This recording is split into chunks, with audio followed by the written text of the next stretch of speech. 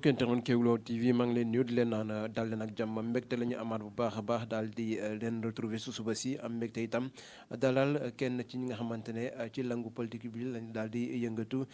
ma daal koy bàyyi bu présenté laata ñuy dugg ci li nga xamante ne moo di waxtaan bi monsieur Thiam maa ngi leen nuyu. waaw maa ngi lay fay Ange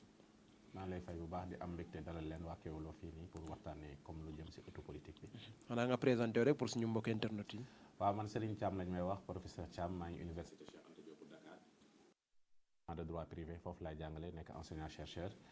parallèlement pour mes activités politiques je suis le secrétaire national chargé des élections au niveau du grand parti que dirige le président El Hadji Malick Gakou nekk conseiller municipal aussi au niveau de la commune de Ndiarème Limamoulaye à Guédiawaye et aussi au niveau de la ville de Guédiawaye avec l'honorable député Ahmed Aïdara.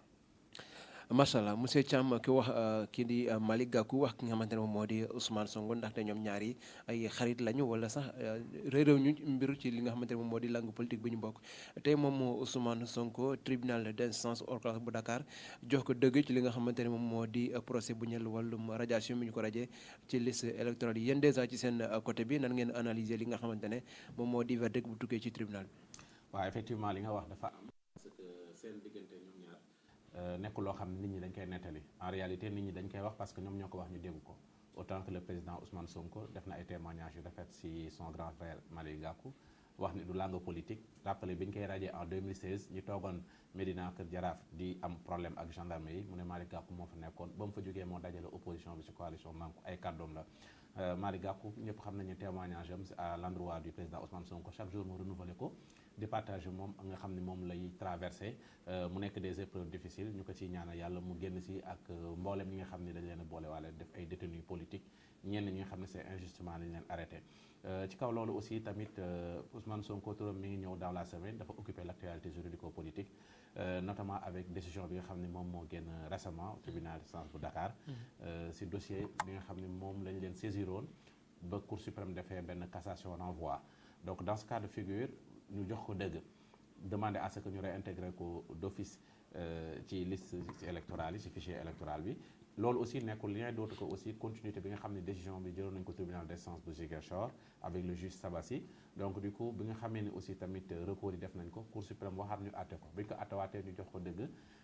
loolu noonu aussi tamit nekkul lenn lu dul l'expression de notre démocratie judiciaire et je pense que aussi le droit a été dit et le droit a été bien dit en tout cas ñun loolu lañ koy apprécier par professionnellement suñu liggéey la deuxièmement à l'endroit aussi du grand parti tamit dañu jàpp ni aussi c'est salutaire pour une démocratie judiciaire ñu appliquer des décisions de justice surtout ça va dans le sens de rétablir une injustice boo xam ne nit da koy dund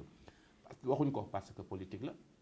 mais dañ koy wax parce que c'est la nature de la décision qui l'impose ñu bëri ñu ngi wax ay le dossier la décision dafa am caractère suspensif non c'est faux état dafay politique la justice le dossier n'a pas un caractère suspensif la décision n'a pas un caractère suspensif pourquoi je le dis simplement c'est parce que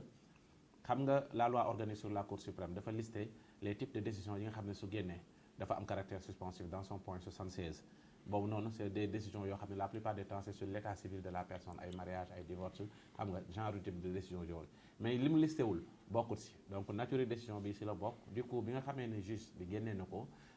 waruñu woon def lu dul après la notification de la décision les autorités concernées y compris le ministère de l'Intérieur avec ses services démembrés dañ ko waroon a réintégrer pour mu mun a jël fiisam DGE pour mu mun a jublu si ay parrainage am préparer sa candidature à la candidature après dem déposer conseil constitutionnel le conseil constitutionnel a le dernier mot par rapport à l'analyse du dossier donc moi je pense que c'est une situation boo xam ni téye na dëkk bi lu yàgg des décisions de justice yi génn on ne l'applique pas parce que c'est la politique et je pense que loolu noonu doxalul réew loolu noonu aussi tamit képp kuy acteur politique képp kuy citoyen waroo ko rafetlu et c'est pas parce que état la que dafay jaay doole di xaar loo xam ne moom la bëgg a xaar avec la lenteur bi am ci recours bi nga xam ne suñu saisiré Cour suprême 10 jours yi muy war a def su coïncider avec la clôture du dépôt au niveau du conseil constitutionnel au soir du 26 décembre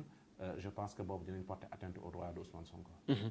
su ma waxee yéen naay mën a wax parce que ci su ma waxee yéen mooy opposition bi souvent dañuy gis ne bu justice bi joxee dëgg bu leen joxee dëgg ngeen ne justice bi baax na mais bu fekkee ne def na sawaan woon rek dañuy wax ne non justice amul ci dëkk bi justice bi baaxul est-ce que yéen a ngi xaar bu ñu comme que bii yoon jox nañ leen dëgg fële ci Ziguinchor ak Dakar est-ce que yéen a ngi xaar bu ñu eggee ci li nga xamante ne moo di Cour suprême bu leen joxulee dëgg est-ce que yéen a ngi préparé par rapport ak li nga xamante ne moo di verdict bu nar a tukkee foofee ci Cour suprême.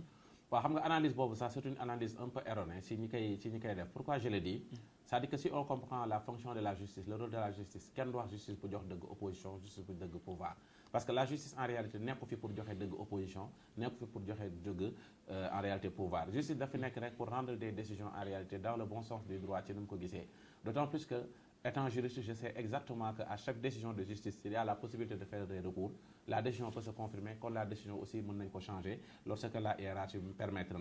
Donc moi je pense qu'aujourd'hui, pourquoi nous avons ni justice peut-être de opposition, c'est parce qu'une requête simplement de l'opposition pour nous appliquer le bon droit. Moi, si vous faites arranger l'opposition, comme nous avons dit, l'opposition day jàpp ni lii war nañ ko def mais bu arrangé wul opposition aussi dafa war a jàpp ni c'est une décision de justice bu fekkee dafa war a am recours ñu def recours donc ce qui veut dire que aujourd'hui xam nga dañ demoon cour suprême moo demandé à ce que ñu renvoyé ko jugé waat ko mu war a dem cour suprême la cour suprême c'est une juridiction de dernier ressort de haut degré c'est une juridiction boo xam ni su génnee décision sa décision s'impose à tous d'une manière obligatoire et erga omnes donc dans ce cas de figure donc décision boo xam ni la que mu neex la que mu naqari la lañ sa wax moom la ñu war a appliquer mais soo gisee des fois ñuy fustiger yenn décision yi entre guillemets parce que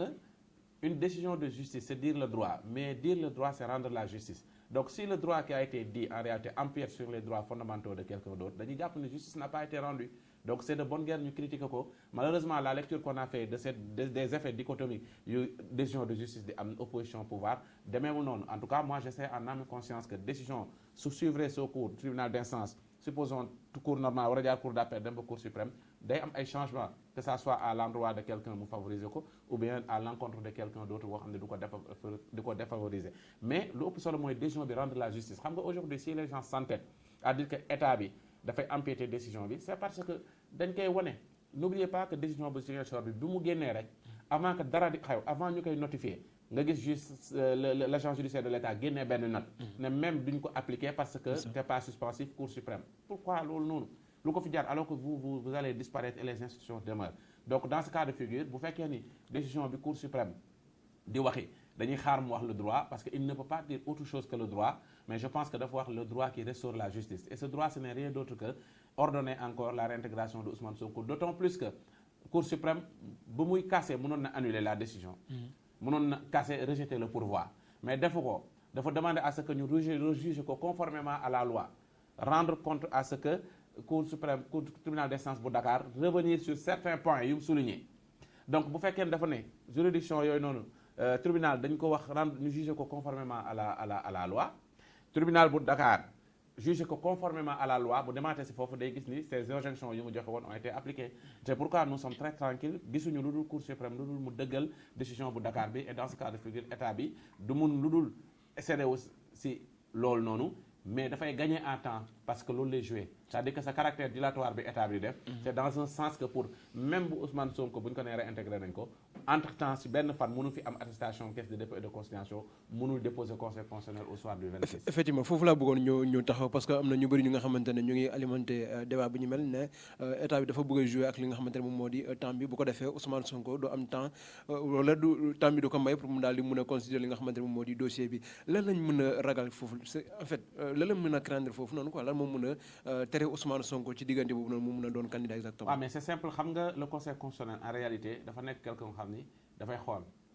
moom tuuram jotagut rôlam jotagut moom li mu la wax mooy les dépôts ont commencé en réalité di war a arrêter le 26 décembre à 0 heure même parce que dernier jour bi day tijji 17 heures ba 0 heure donc si biir loolu noonu xam nga da nga war a am ay 9 pièces yoo xam ne ginnaaw sa parrainage bi si la bokk il y a 9 pièces obligatoires yoo war a dóobu mais dafa am benn pièce boo xam ni nekkul da nga koy am séance tenante parce que certificat de nationalité da nga ko war a am casier judiciaire da nga ko war a am au-delà de sa photocopie carte d'identité biométrique da nga ko war a am et tout ça loolu yëpp garaawul mais caisse de dépôt et de consignation soo fa déposé xaalis bi 30 millions yi ñuy demandé il te faut 48 heures à 72 heures ñu def la vérification def encaissement bi soog laa jox l'attestation bi lay permettre nga dem conseil constitutionnel sur l'une des pièces obligatoires maintenant imagine le 26 ñëpp xam nañ lan moo si des 7 jours moo si des tey le 19 si je me trompe pas donc le 26 7 jours moo si des 7 jours on n'a pas encore saisi la cour suprême boo ko saisiree dafa am 10 jours pour rendre la décision donc yow diggante bi si vous n'êtes pas réintégré alors que noonu la waroon demee selon la décision du tribunal d'instance de Dakar la DGE refusera toujours de vous donner une fiche sous prétexte gisul sa tur comme ñoom ñu ngi ko joxe woon par parallélisme des formes lu mu waxoon loolu lay waxaat rek gisut sa tour moom bu gisut sa tour mënu koo def léegi yow soo demee xaar cour suprême mais kañ ngay dem ba cour suprême décider supposons ñu dugal sa tour nga war a dem jëli fiche entre temps nga dem déposer caisse de dépôt mais avant les 3 jours di mat pour ñu jox la attestation mais day 26 dafay passé le 26 c'est aujourd'hui semaine bi tey jii su delsee mooy le 26 on est le 19 jouru tay bii nii jouru on est mardi xaw ma su delsee mooy le 26 dans une semaine bi nga génne si déjà week-end bi samedi ak dimanche la cour suprême war a étudier dossier bi génne ñu ñu réintégré la bañ gis sa tour nga soog a dem DGE soog a dem caisse de dépôt et de consignation le temps joue en défaveur contre Sonko. Donc ce qui veut dire que Ousmane Sonko n'a pas beaucoup de sens pour mu mun a doon candidat ci élection yi. En tout cas selon le temps ce sera très hypothéqué maintenant il a des avocats. Ces avocats sont en train de réfléchir war nañoo mën a trouver des voies et moyens ba nga xam ne mën nañ def des situations desquelles yoo xam ni war nañoo mën a contraindre même. comme nan loolu noonu comme nan. bon par exemple ils ont l'ordonnance la décision rendue par le tribunal de Dakar ils ont l'ordonnance rien n'empêche que ñu jël ordonnance boobu rien n'empêche que avec les services d'un huissier de justice mu constater le refus de la DGE et dem saisir le juge des référés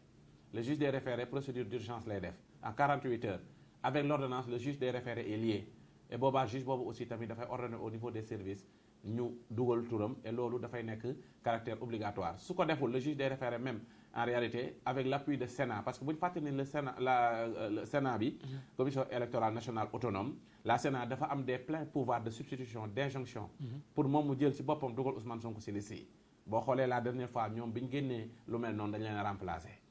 donc je pense que à ce niveau moo tax ma ne les avocats c'est des avocats aguerris ku jël maître Clédor Ly maître Bamba Cissé pour ne citer que ces deux là war nañ réfléchir sur des caractères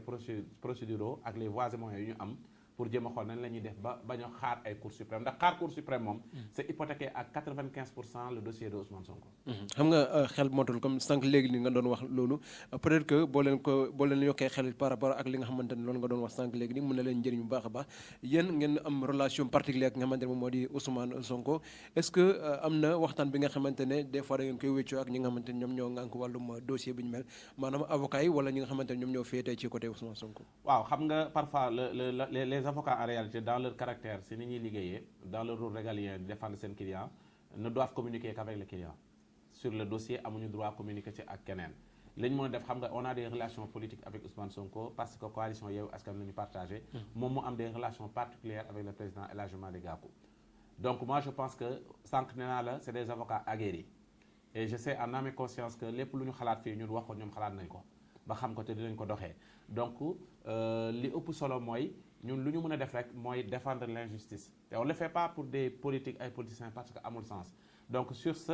lu ñu mën def mooy wax ñu dégg ñu nous sommes des enseignants nous sommes en train de dire le droit et les voies et moyens qui s'offrent à eux c'est à eux maintenant ñoom ñu exploiter ko xool ba xam lan la leen di may parce que boo xoolee saisiroon nañ le juge des référés sur la radiation moom mu ñëw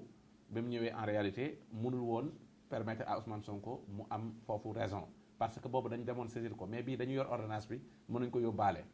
rien n'empêche que boo xoolee expert bi njagasi la génn di ko wax rien n'empêche que Ousmane Sonko amul fiche mu am fiche bu mu def ci ses parrainages constaté ko par un huissier saisir le juge constitutionnel qui a le pouvoir d'apprécier mën na jàpp ni c'est contre sa volonté lañ ko bañee jox fiche mu apprécier dans ce sens accepté ko comme si aussi tamit mën na jàpp beneen façon donc moi je pense que nit ki doo exploiter rek benn voie de cour suprême moom nga war a dem rek cour suprême boo xam ne yow wóor na ni avant ñu koy saisir ba muy réfléchir bay génne décision ñu tëj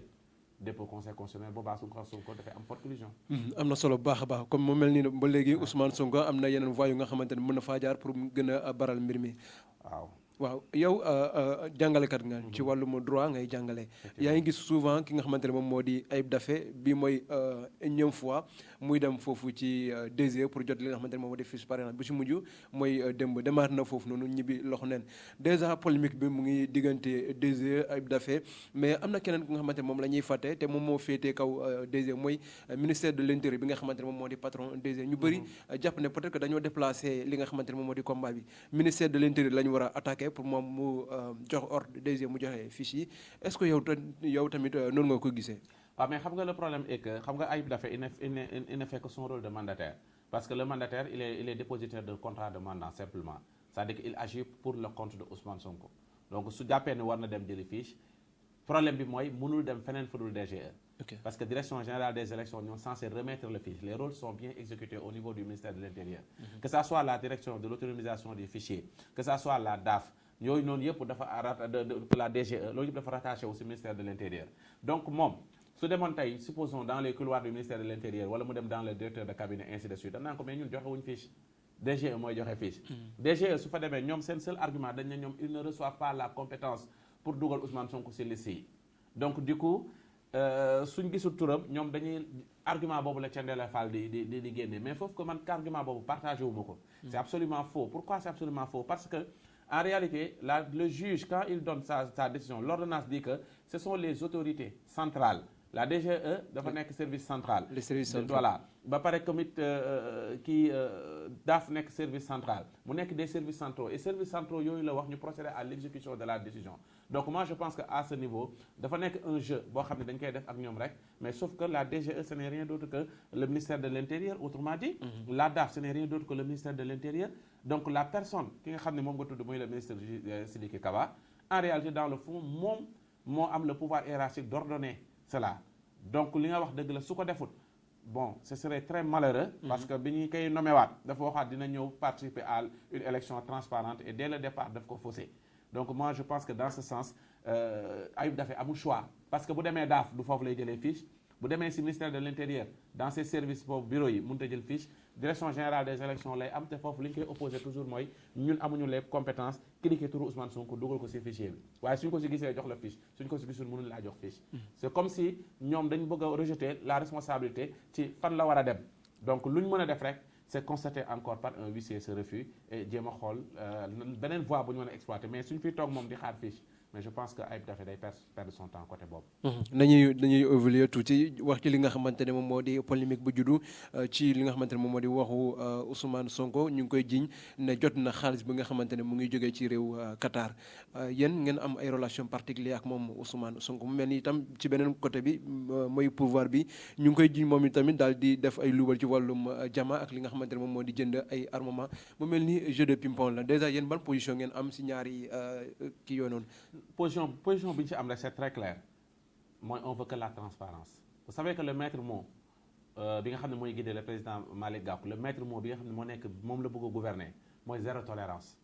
par rapport à tout ce qui est corruption tout ce qui est concussion tout ce qui est anomalie ci bi nga xam ne pour gestion bi nga nit ki war a def donc loolu bu génnee mu nekk ñaari de affaire ñu tudd mu ñu Qatar yi autorités yi ne dañu remettre à Ousmane Sonko 12 milliards pour espérer bu gagner pour mu xool les contrats pétroliers nu ñu koy renégocier et ainsi de suite gis nga information bu jugee on pourrait penser que en réalité c'est dans le sens toujours de nuire l'homme mën na nga ko xalaat mais il y a une exigence de transparence de la part de l'État ce n'est pas à un individu ni à un avocat ni qui que ce soit c'est l'émission bi ñu supposé duñu wax benn autorité extérieure sur les affaires internes d'un pays parce que loolu dañ koy tere regardez Nicolas Sarkozy problème yi mu amoon bi ñu jàppee ni dafa affaire Libye yeeg tout cela ba mu jaral na ko ñu examiner son dossier ba am ba ciy dem ci yoon donc dans ce cas de figure moi je pense que daar bi ñu fi tuddee Marine Le Pen temps yee ñëw na fi ñu tudd lu mel noonu ci moom je pense que l'État moo war a ouvrir des enquêtes très sérieuses avec les relations diplomatiques pour demander éclairer ce dossier parce que moi je pense que c'est très facile d'un seul coup rek ñu ne Ousmane Sonko dañ ko jox 20 millions de dollars 12 milliards mais attends est-ce que xel nangu na ay nit koo xam ne opposant la mi ngi ci ay problème faloogut di wutu réew ay autorité naar taxaw ay Qatari ay responsable jox la ne la plus boo faloo pour looy def loolu xel nangu ko moi je pense que nit ñi wax nañ ko dem nañ ba si yàgg ñu ne moom ci boppam sax bind na lettre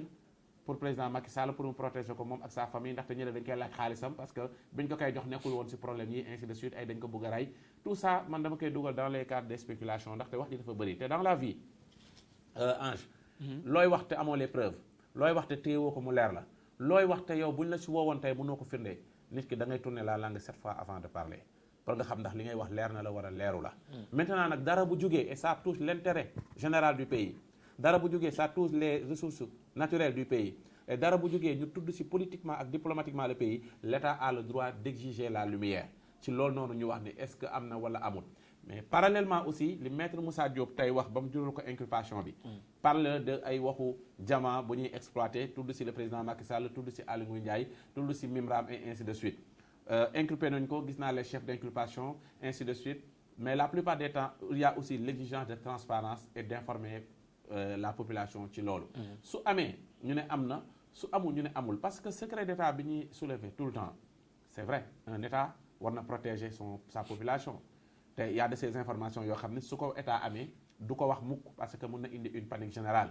il y a des déclarations de guerre des intentions de guerre protéger frontières yi il y a les chiffreurs yi nga xam ne les relations entre les chefs d'état ñoom ñooy capter les informations il y a des secrets d'état mais pour les questions de transparence quand on avait fait le référendum en 2016 si oui ak non bi le point 4 dañu doon wax sur les ressources naturelles appartiennent au peuple et que vu que nag dañu appartiennent au peuple le peuple a le droit de regard mais le peuple aussi dafa war a am benn exigence sur la reddition des comptes comment en réalité sont gérées nos ressources naturelles cette gestion boobu noonu nag wax dëgg fa yàlla war na laaj même bu fekkee ni maître Moussa Diop dafa wax li mu wax s'il a tort il a tort la justice dafa war a appliquer aussi moom s'il a raison bu ñu ko jéem a museler di indi des infractions yoo xam ne dans le sens de dafa bëgg a indi ay troubles de gravité politique appel à insurrection ak ay soulever nit ñi yooyu yëpp amu ci li ci am mooy dafa wax ay nit comme ni Aly Ngouille Ndiaye def porté na plainte parce que jàpp nañ daf ko diffamer mais l'État a le droit de répondre carrément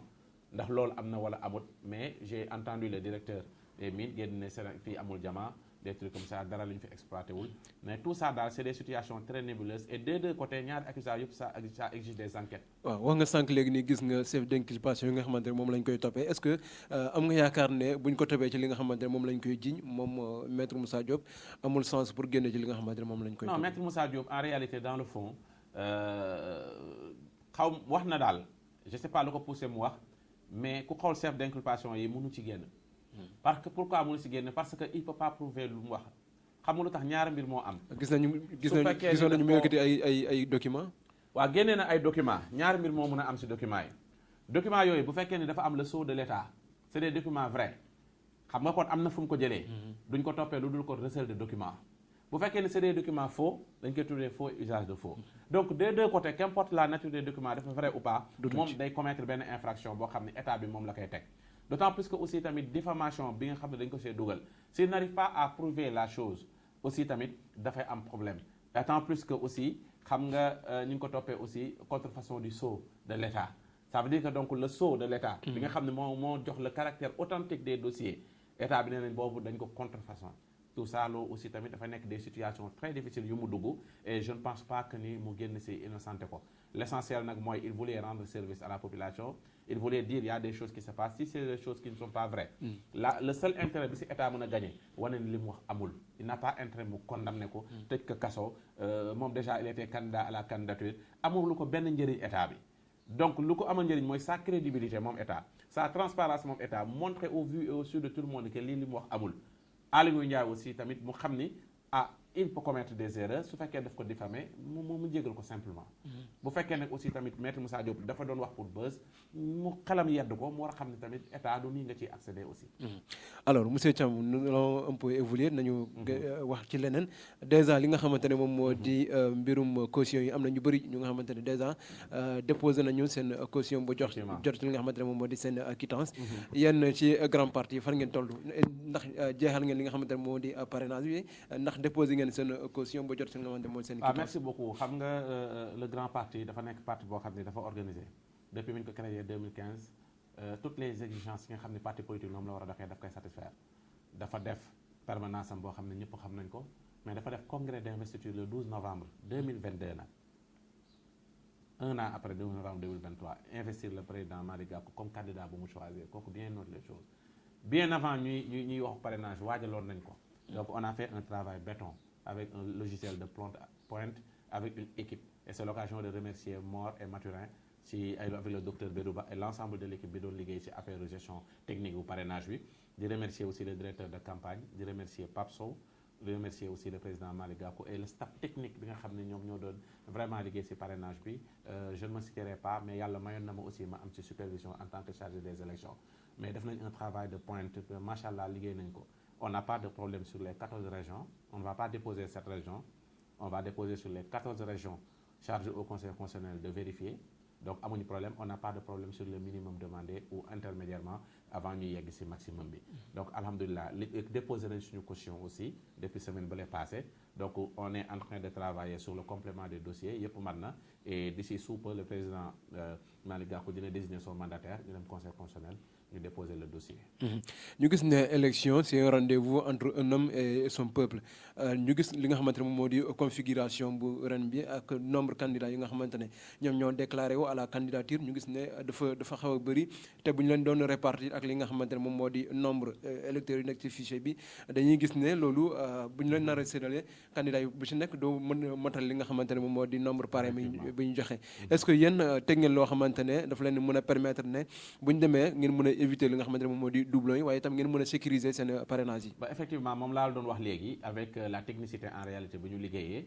on ne peut pas avoir de doublon interne xam nga doublon externe mënoo ko contrôler parce que doublon externe en réalité c'est deux noms yu figuré. expliquez ñu foofu tuuti parce que sénégalais la ñuy wax doublon interne ak externe. xam nga doublon interne waaw c'est vrai que dañuy utiliser jargon boobu mais compliqué wul doublon interne mooy en réalité grand parti coalition Gakou 2024 di saisir ay parrainage am turu ange génn ñaari yoon ci liste yu bokkul ci même coalition bi par exemple tey man ma yor sa photocopie carte d'identité wala ma yor sa parrainage keneen yor ko ma tapé ko keneen dem aussi 2 jours 3 jours tapé waat sa tour mais mu nekk ci même coalition bi te loolu noonu logiciel bi nga am permettre ko mu détecté ko mbaa mu rejeté ko doublon interne yooyu noonu c'est pas récupérable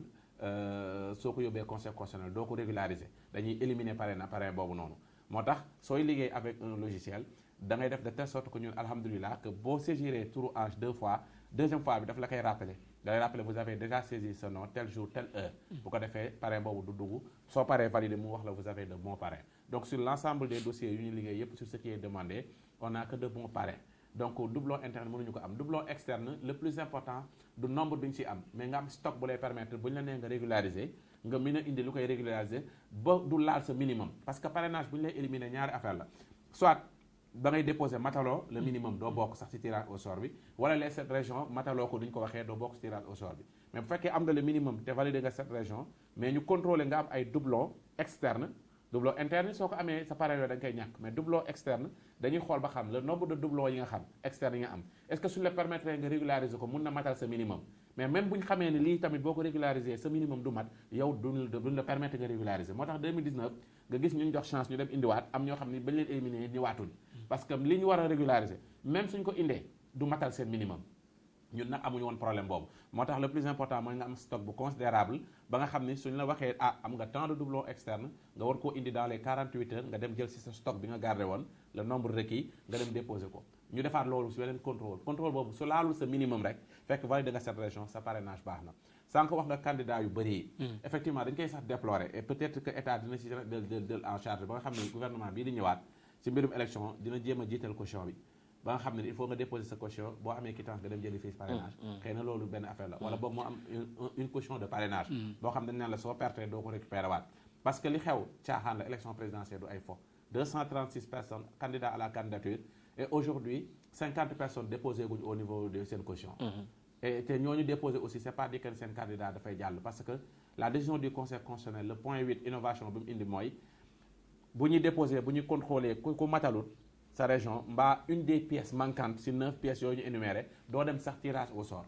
alors que tirage au sort bi mooy ñëw après à partir du 28 la ñu waxoon date indicative 28 décembre suñu clôturé le 26 décembre permettre la commission avec les 21 membres ku nekk am ku la fa toogal ñu def tirage au sort bi ça va déterminer l'ordre de dépôt pour le contrôle des parrainages après bon ñuy valider soog a valider mais à notre niveau dañuy remercier carrément tous les voies et moyens ak li nga xam ne tey le président Malick Gakou génnee na ko fournir na ko ci ay moyens ak ñi ko seq ñëpp vraiment suñu xel dal na ci côté boobu on attend à ce que le conseil constitutionnel au soir du 20 janvier valide suñu candidature pour ñu dérouler suñu campagne conformément ak ni ñu ko tëralee dans nos programmes. juste ñu bëggoon nga préciser ñu yaa ngi doon wax sànq léegi ñuy waxu logiciel ba logiciel ngeen yor bi DG yor wala yéen da ngeen créer yéen beneen logiciel bi nga xamante moom moo leen permettre ngeen mën a def filtre bi. bon en fait ce serait très difficile ma ne la dañu yor logiciel bu DG yor wala bu conseil constitutionnel parce que accéder wuñ ci le problème est que il y a beaucoup d'informaticiens et de techniciens très aguerris au Sénégal et que en réalité dans le fond logiciel de pointe yi am nañ foofu sax dama ciy waxaat rek nañ bàyyi xel suñu informaticiens yi ak suñu génies yi ils sont très forts te parti politique aussi daf la koy jaral parti politique buy laaji réew da ngay jaral sa biir parti nga ut des moyens efficaces pour nga xool nooy liggéeyee parce que li mu ëpp solo rek mooy su ma nee logiciel bi DGE lañ yore wala yoruñ ko damay wax lu ma neex mais en tout cas je sais en âme et conscience avec informaticien bi ñu liggéeyee ak le logiciel bi mu ñu présenté logiciel de pointe la boo xam ni y a pas risque de doublon interne déjà loolu rek c'est quelque chose amul ci sax nag mënu ci am donc on a travaillé vraiment de manière à ce que parrain bu ñu mënti dugal rek bon parrain na parce que c'est à partir des données yu direction l'autorité daaf yor ci données yooyu la ñuy liggéeyee ci candidat bi donc mënul nekk candidat farfelu wala fictif. monsieur Thiam li nga xamante ne moom moo di wàllum mbirum parrainage yi c'est vrai étape bu importante la ci li nga xamante ne moom moo di processus électoral yi mais li nga xamante ne moom moo di combat final bi mënoon nañu wax sax bu doon lamb la ñu ne lii di parrainage yi loolu mooy bakk bi wala tuus bi mais li nga xamante ne moom moo di combat bi mooy élection yi ñu gis ne ren am na vraiment ay candidats yoo xamante ne c'est de potentiels candidats yéen itamit ngeen doon benn candidature ba nga xamante ne voilà kenn dooltul wax ne Malick Gakou ñëpp xam nañ fu mu toll ci mbirum politique fii ci réew mi est-ce que yaakaar ngeen ne am ngeen sens bu ñu demee ci li nga xamante ne moom moo di élection bi le 25 février ñu yuuxu wiiw Malick Gakou président. loolu la ñuy ñaan yàlla en tout cas moom mooy maye mooy am joxe ndam xam nga le problème est que ñun ñëpp ay nit leen dañuy wuti rek mais mbirum président de la république dafa nekk choix boo xam ne yàlla décidé na ko mais ñun sañ nañoo ñaan parce que li xew ëllëg xamuñu ko. moom la ñuy ñaan yàlla di ko ñaan ci lépp loo xam ne lu baax la ci tous les saints bu gënee ci Sénégal Malick Gakou gagné nga mais moom na war a def lu mu def dama toog ak moom semaine passée bi ñuy déposé caution bi ñu jaaree këram ba pare mu wax lu am solo mu ne en réalité moom lu mu xam ci àddunaam mooy su waree def benn affaire na ko def ba mu jeex du genre bi nga xam ne day dara day xew mu ne su ma xamoon lii waroon naa def lii su ma deful woon lii mu ne loolu su ko naree def mu dagg ay venam mooy il a fait son devoir bi ñu ko nee wuti parrainage wuti na parrainage bu ñu ko nee defal programme am na programme bu yàgg bi ñu ko nee defal lii def na ko maintenant aussi tamit wax nga ko léegi sa biir wax Malick Gakou du nekkatu ku ñuy présenté c'est un bon profil et on a le sentiment que Sénégalais yi ñu ngi ci yeewu bu baax parce que ça fait des mois 3 mois les gens parlent de lui positivement nag parce que on peut parler de vous négativement mais de lui positivement pourquoi am na ay temps ñoo ana Malick Gakou parce que les gens bu ñu éveillé en tout cas parce que man mus naa ko wax duñu regretter un profil comme le président El Hadji Malick Gakou je le dis pas parce que sama candidat la mais je le dis parce que dafa traversé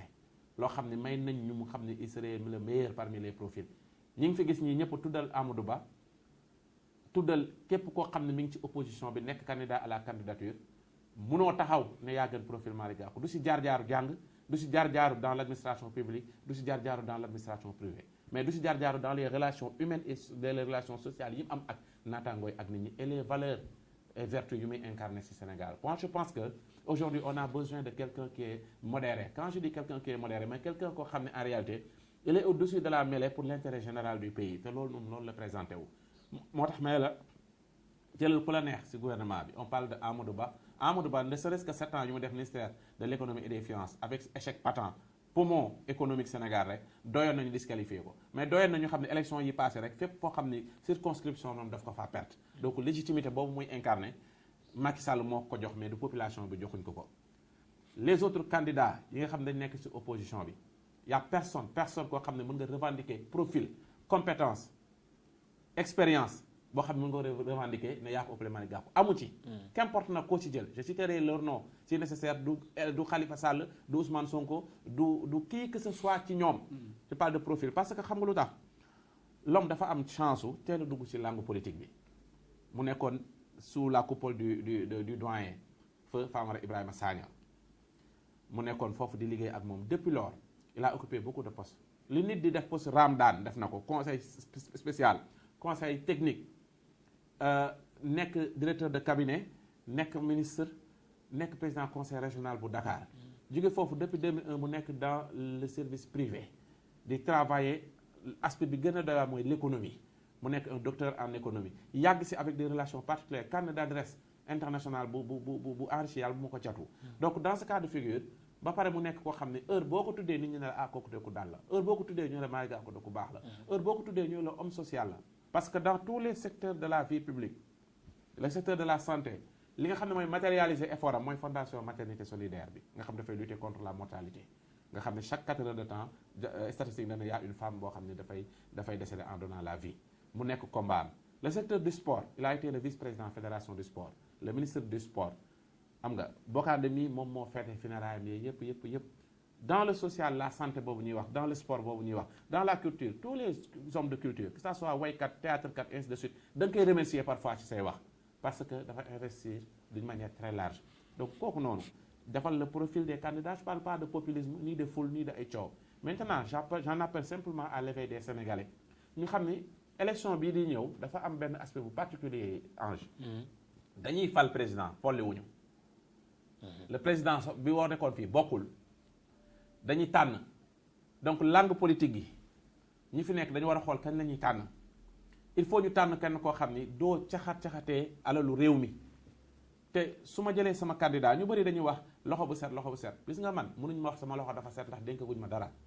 mais il faut que ñu dénk la des responsabilités énormes nga gérer des budgets ay deniers publics amoo ci benn problème les cours de contrôle IGE OFNAC Cour des comptes ñëpp ñëw contrôler la génn amoo benn rapport bu la mës a accablé loolu la Malick Gakou dund pour des questions de transparence nga partagé woo idée ak gouvernement nga démissionné depuis 2013 démissionné su gouvernement sa ministre parce que partagé woo idée wooyu versé wu dans l'opposition constant nag dans l'opposition à part Abdoulaye Wade Malick Gakou est celui qui a duré le plus dans l'opposition ñu bëri bàyyiñu ci xel 2013 ba léegi mi ngi opposition bi mu génnee bi ñu ko dàqee AFP bi mu créé grand parti participer ci référendum bi dans le camp du non élection législative 2017 mu ànd ak Manko 2019 mu dem ñu kale ko 2021 22 ñu demaat élection législative ak locale mu ànd ak Yewwi 2024 bi mu nekk candidat de l'opposition réunie voici l'homme ci li ñu si mën a wax as tuut et je pense que il a le meilleur profil et que les Sénégalais gagneront beaucoup à le choisir comme le 5e président de la République. Effectivement xam nga ko boo waxee élection wax programme yéen ban discours ngeen nar a am ci li nga xamante ne moom moo di campagne parce que boo waxee Sénégalais xiif nañ Sénégalais mar nañ parce que am na candidat yu bëri yu nga xamante ne dañuy fàtte souvent l'aspect de l'eau parce que boo waxee Dakar am na ay coins ne serait-ce que fii Dakar am na quartier yu bëri yu nga xamante ne pour gis sax ndox bi nga xamante moom ngay sangoo waxatuma la bi ngay naan sa problème la boo waxee leneen li mooy li nga xamante ne moom moo di santé bi yaa ngi ko doon wax sànq léegi ni éducation bi tamit wax noppi ban discours de campagne ngeen nar a am pour convaincre ñi nga xamante ne ñoom ñoo di sénégalais yi waaw xam nga élection dañuy wax faral di wax toujours c'est le rendez-vous d'un homme avec son peuple mais boo xaaree ba élection am ngay créer rendez-vous non nekkoo ci temps bi le rendez-vous dañ koy apprécier si nit ki suñu nee Ange la rek ñu ne Ange nan la taxawee déjà si goxam Ange nan la taxawee si askan wi avant muy nekk dara donc moi je pense que donc notre leader est déjà au rendez-vous ci li ma la cité yëpp ci mooy ay actions yu mu def énormément et puis depuis ay Saint-Louis nag ay yu muy def ak yu bari donc dans ce cas de figure nga wax lu am solo mooy l'homme en tant que tel ne suffit pas dafa def porteur d'un discours d'espoir et que da nga am lu am solo loo xam ne nit ñi dañ koy faral di waxaat sax le président Macky Sall dañ koy jaajëfal di ko ñaanal ndam boo bëggee réew doo ñaanal le président de la République échec soo bëggee réew wax dëgg yàlla loo politique opposition doo ñaanal le président de la République échec ndaxte bu échoué si lépp yow ay échec ngay édité c'est ça ouais. su réussir du bëri yow da ngay ñëw nga yeggali donc dañ koy féliciter si infrastructure yi nga xam ne yépp mu ngi ko fiy def waaye comme lu nga wax du Dakar kese mais est-ce que tu sais que Ange Dakar dafa salté trop ça bërki démb laay dem côté marché Dior tali bi yépp dañ ko jal mbalit pourquoi ñu ne parce que ñii dañu grève pourquoi ñuy grève ndax dañu nekk ci yoon wala nekkuñ ci yoon lu ñu war a xool en tout cas régler ko une bonne fois pour toutes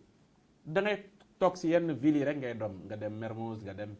Almadies nga dox daal biir Dakar ville waaye booy génn xam ne Dakar dafa salté yenn Gueule Tapée gii rek nga xool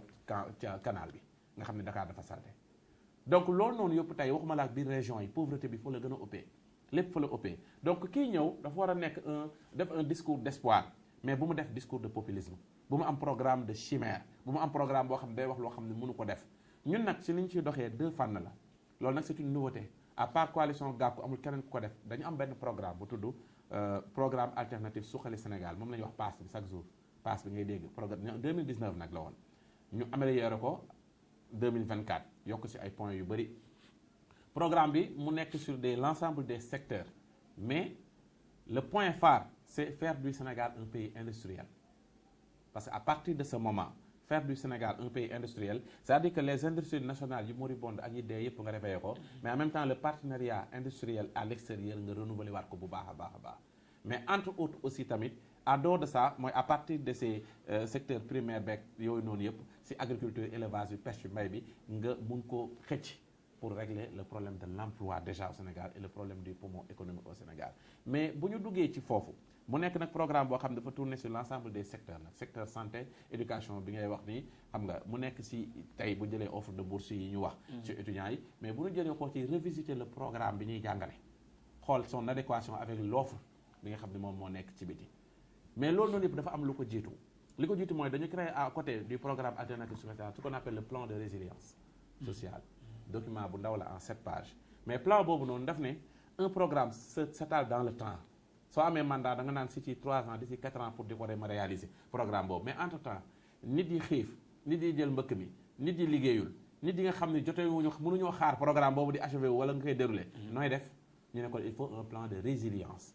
mooy loo xam ne da lay suqali daf lay téyandiko ci kaw plan de résilience boobu noonu la def ay offre yi nag mu toucher les jeunes toucher les femmes toucher la diaspora toucher en réalité niveau secteur yëpp pour les jeunes le président Malick Gakou dafa jël âge de 18 à 28 ans ceux qui sont âgés de 18 à 28 ans mu def leen ce qu'on appelle RSI revenu social boo xam ni daf leen koy jox chaque mois à raison de 40 000 mais sauf que c'est des conditions yu ñu ko posé parce que am na jeunes yuy liggéey am na jeunes yu am revenu yooyu ba pare et am na jeunes yoo xam ne à cet âge il faut nga justifier wu des conditions d'éligibilité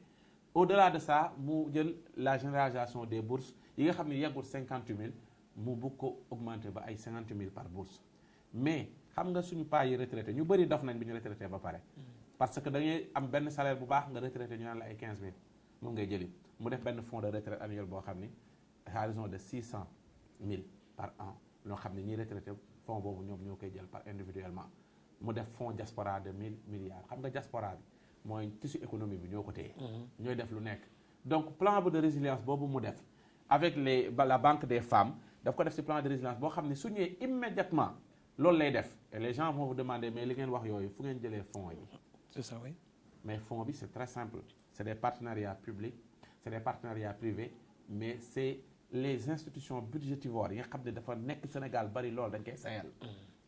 les institutions yi nga xam ne dafa am conflit d'intérêt nga xam ne même chose la ñu am dialogue des territoires collectivités territoriales conseil économique ainsi de suite yooyu noonu yëpp di am même but dañ koy fondre def ko ci benn institution yenn ni seen niveau ñu def ko ay services ci biir ainsi de suite donc toute cette manne financière bi nga xam ne un président de la République à niveau des niches fiscales daf koy chercher mais avec les relations partenariats yi mu am ci biti aussi daf koy chercher fonds boobu noonu soo ko élevé yëpp fonds bi mi ngi nekk 3875 milliards loolu bëri wut ci état bu fas yéenee liggéey dina ko def nga xam ne jeunes yi ak femmes yi dañuy taxawaale en attendant am lu ñu ci xoliku en attendant après yow nga dérouler ce programme en macro industriellement parlant ak li nga xam ne envisager ko dans tous les secteurs de la vie publique et privée.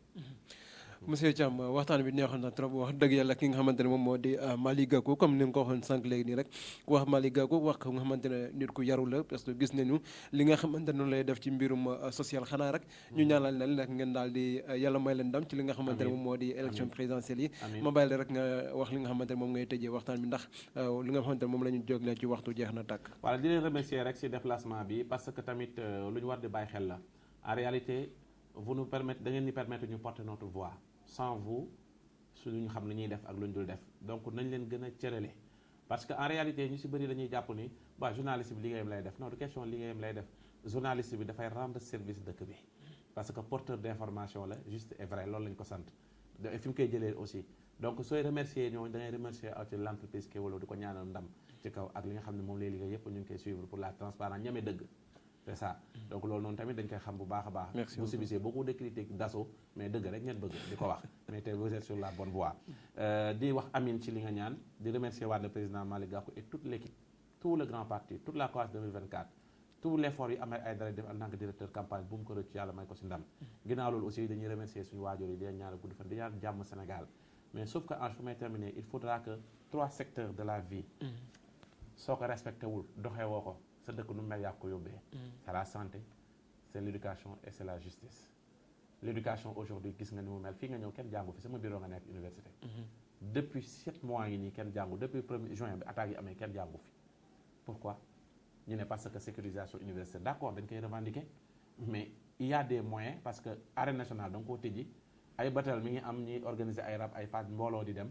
boobu léegi nit ñaa ngi génn di dajaloo yaa ngi jël le secteur de la santé mais demal ci hôpitaux yi demal hôpital Grand Yoff demal hôpital bu mu dem nga xool seen urgence ni mel seen lit d'hôpitaux yi nga xool maladie lu ñuy dundee waxuñu da ngay ñëw nga régler yépp mais dafa am problème mais le secteur de la justice aujourd'hui on a justice boo xam ni 2 poids 2 mesures la boo nekkee si gouvernement bi loo munti def dara du la si fekk soo nekkee si opposition bi lu ndaw ñu ne ñu téye la détenus politiques yi fii may wax ak yow université bi nga nekk nii y a des étudiants yu nekk si prison aujourd'hui suñu doon def examen tey du ñu jàll pourquoi parce que dañu manifester si biti ñu jàpp leen nañ leen bàyyi la dame Amidia musuma ko gis mi ngi nekk notaire te jàpp ko bu yàgg